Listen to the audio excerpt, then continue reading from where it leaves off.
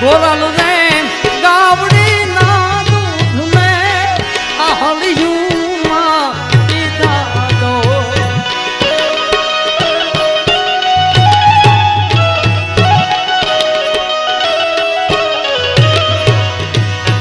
હવે એના રે વાસરું જો